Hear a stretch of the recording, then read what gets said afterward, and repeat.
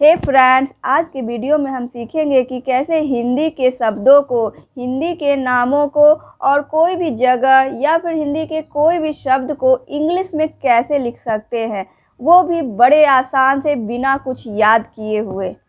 हिंदी और इंग्लिश के बीच एक पतली सी लकीर होती है जिसे हम लोग आम तौर पर बेसिक कहते हैं। और अगर आपका बेसिक मजबूत हो जाए ना ही क्या, आप इंग्लिश में फर्राटेदार बोल भी सकते हो और लिख भी। पतली लकीर होती है क ख ग घ और ओ आ ई को इंग्लिश में लिखना। जब हम इसे इंग्लिश में लिखना आ जाता है, जो कि आप मेरे चैनल पर देख सकते हो, ये सारे वीडियो से आप इसे सीख सकते हो। तो चलिए, not further do, let's get started और करते हैं सारे डाउट्स को क्लियर। वीडियो को अंत तक जरूर देखिएगा। हिंदी के शब्दों को इंग्लिश में लिखने के लिए हमें मात्र दो चीज़ों की ज़रूरत पड़ती है। पहला है ओ आ ई को आप अगर इंग्लिश में सीख गए हो तो बहुत अच्छी बात है, और दूसरा है हमारा हिंदी के 12 खड़ी क का की। ये सारी चीज़ों को अगर आप इंग्लिश में आ गया है तो आप बड़े आसान तरीक़ा से कोई भी शब्द लिख सकते हो। तो चलिए शुरू करते हैं। सबसे पहले लेते हैं बिना मात्रा वाले शब्द। बिना मात्रा वाले शब्द का निशान है ए। तो सबसे पहला एग्जाम्पल मैं लेती हूँ मदन। मदन को अब इसमें मात्रा है या नहीं ये कैसे पता चलेगा, तो इसे हम सेपरेट कर देते हैं, अलग अलग थोड़ा दूर दूर कर लिखते हैं। और ये हो गया हमारा म द न, मदन। इसे अब इंग्लिश में कैसे लिखेंगे, तो सबसे पहले इंग्लिश करते हैं। म का इंग्लिश होता है यम, और द का इंग्लिश होता है डी, न का इंग्लिश होता है एन। अभी यहाँ पर आप सोच रहे होंगे कि यहाँ पर दूर दूर पर मैं क्यों लिखी हूँ, अभी पता चल जाएगा। एक बात याद रखिएगा कि इंग्लिश में अंग्रेज़ों ने हमसे कह के गए हैं कि आप जैसे हिंदी में मात्राएं लगाते हैं वैसे आप इंग्लिश में भी मात्राएं लगाएंगे। और अगर मात्रा ना हो तो वो हम लोगों के लिए एक वर्ड छोड़ कर गए हैं, वो है अ। अ एक ऐसा वर्ड है यानी ए, जो कि जब भी मात्रा ना हो तो हम उस मात्रा को कंप्लीट करने के लिए ए लगाते हैं। तो यहाँ पर जहाँ जहाँ पर मात्राएं नहीं हैं वहाँ वहाँ पर ए लगाएंगे। तो यहाँ पर हो जाएगा ए, यहाँ भी मात्रा नहीं है और यहाँ भी मात्रा नहीं है, और यहाँ पर न के बाद कोई भी अक्षर नहीं है तो यहाँ कोई भी मात्रा नहीं लगाएंगे। तो इस तरह से ये हो जाएगा MADAN, मदन, यानी कि मदन। समझ गए। नेक्स्ट एग्जाम्पल लेते हैं भरत। इसमें भी कोई भी मात्रा नहीं है। कैसे पता चला, जब हम इसको सेपरेट किए तो भरत, भरत। तो भरत को कैसे लिखा जाएगा, सबसे पहले सारे जो व्यंजन हैं भरत, इसे मैं लिख दूंगी। भ का होगा बी और एच, र का होगा आर और त का होगा टी। में कोई भी मात्रा नहीं है, तो जब मात्रा नहीं रहेगा तो हम डालेंगे ए। तो यहाँ पर लिखेंगे ए और ए, ये हो जाएगा भरत, ना कि Bharat. It's a Bharat, it's a Bharat. I hope आप लोग समझ रहे होंगे कि जब भी मात्रा नहीं रहेगा, कहीं भी मात्रा नहीं रहेगा, तो वहाँ पर ए को ऐड करेंगे और आपका नाम या फिर कोई भी हिंदी के शब्द इंग्लिश में बड़े आराम से लिखा जाएंगे बिना मात्रा वाले। नेक्स्ट लेते हैं अमर। इसको सेपरेट करेंगे तो अमर, अमर। अब अमर को कैसे लिखेंगे, अब यहाँ पर ध्यान दीजिएगा। यहाँ पर अ एक मात्रा है, तो मात्रा है तो मात्रा को मात्रा ही लिख देंगे ए, और म का होगा यम और र का होगा आर। अब यहाँ पर कहाँ कहाँ पर हम ए लगाएंगे, सिर्फ म और र के बीच में। और यहाँ क्यों नहीं लगाएंगे, क्योंकि ये खुद एक मात्रा है। तो जब मात्रा है ये तो दो बार मात्रा कभी नहीं लगता है।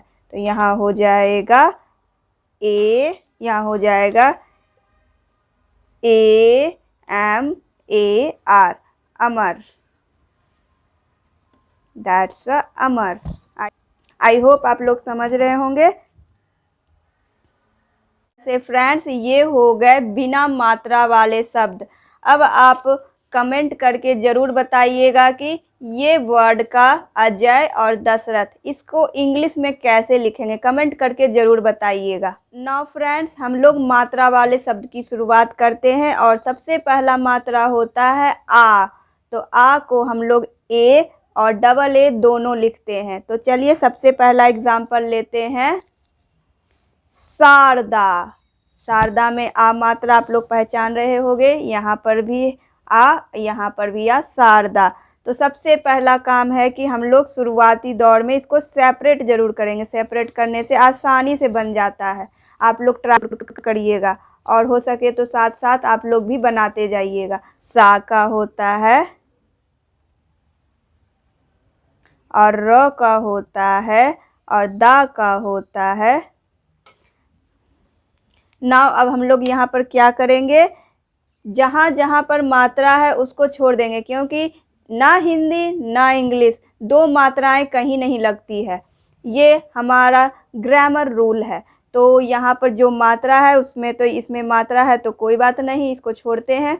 यहाँ भी मात्रा है तो इसमें भी चलिए इसका भी मात्रा लगा हुआ है, लेकिन ये र देखिए, ये बेचारा अकेला है, इसे भी मात्रा की ज़रूरत है, इसे भी साथ की ज़रूरत है। तो इसे हमेशा, आपको तो पता ही है, अगर मात्रा ना हो तो हमेशा यूज करते हैं ए का, ये वाला नहीं, ये वाला। तो इसको यहाँ लगा देंगे और बन गया हमारा शारदा।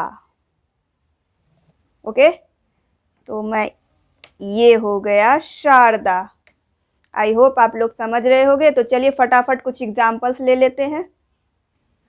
सागर, सागर को सेपरेट कर दिए, सागर। नाउ अब लिखने की बारी, तो चलिए लिखते हैं सा, जी का होगा जी, ग का जी और र का आर। अब जहाँ जहाँ मात्रा नहीं है वहाँ वहाँ मात्रा देंगे। यहाँ मात्रा है तो कोई बात नहीं, इसके आगे कोई मात्रा नहीं है तो यहाँ पर ए, इसके आगे भी कोई मात्रा नहीं, तो क्या यहाँ पर ए पड़ेगा? बिल्कुल ए नहीं पड़ेगा, क्योंकि इसके आगे कोई भी अक्षर नहीं है। तो हमारा बन गया इट्स अ सागर। अब इसी तरह से नारद, नारद, नारद को कैसे लिखेंगे? ना र द। अब र और द के बीच में कोई मात्रा नहीं है तो यहाँ पर मैं मात्रा की जगह पर ये वाला ए ऐड कर दी हूँ, बन गया नारद। सो फ्रेंड्स, ये है पहली मात्रा के कुछ एग्जाम्पल्स और आप कमेंट बॉक्स में ज़रूर बताइएगा कि ये सारे आपको कैसे लग रहे हैं, मतलब समझ में आ रहा है या फिर नहीं। चलिए अगली मात्रा आ गया होगा, तो चलिए अब नेक्स्ट मात्रा लेते हैं छोटी ई और बड़ी ई, जिसका इंग्लिश यहाँ पर आई और डबल ई होता है। तो मैं सारा एग्जाम्पल एक ही बार ले रही हूँ ताकि आप लोग भी ज़रूर ट्राई कर सको, मेरे साथ आप लोग भी बनाइएगा। सबसे पहले है, सबसे पहला है बिहार, यानी कि हमारा स्टेट बिहार। तो बिहार को पहले सेपरेट कर दिए, अलग अलग सबका मात्रा, उसको मात्रा के साथ सेपरेट कर दिए हैं। तो यहाँ पर बी का इंग्लिश होता है कैपिटल में बी, और ये बड़ी ई है कि छोटी ई है? ये है छोटी ई, तो होगा आई, और हा का होगा एच ए और र। अभी यहाँ पर चेक करिए कि क्या कोई भी ऐसा वर्ड है, कोई भी ऐसा यहाँ पर अक्षर बचा हुआ है जिसके पास मात्रा ना हो। तो हम देखते हैं, तो इसके साथ भी मात्रा है आई, इसके साथ भी मात्रा है आई, और ये तो किनारे में है, लास्ट में है, तो इसको मात्रा की ज़रूरत ही नहीं है। तो इस तरह से इसमें कोई भी हमें ये स्पेशल मात्रा देने की ज़रूरत नहीं है। तो यहाँ पर हो जाएगा, साथ में लिख देंगे तो बिहार, हमारा स्टेट, हमारा प्यारा स्टेट बिहार। अब अगला है कपिल, तो यहाँ पर सबको सेपरेट कर दिए, क पी ल। तो क का इंग्लिश के, प का इंग्लिश, यहाँ पर भी छोटी मात्रा है तो पी, और ल का इंग्लिश ल।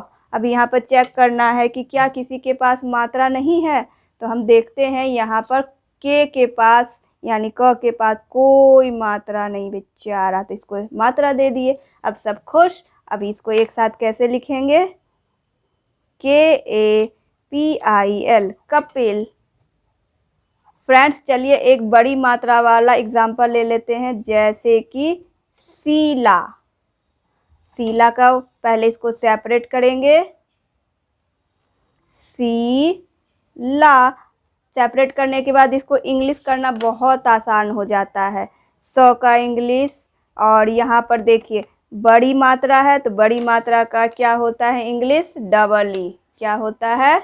Double E. तो यहाँ पर लिखेंगे डबल ई। और ला, इसके पास भी मात्रा है, तो क्या हमें और मात्रा यानी कि ये ए देने की ज़रूरत है? बिल्कुल भी नहीं। तो यहाँ पर हो जाएगा SHEELA, शीला।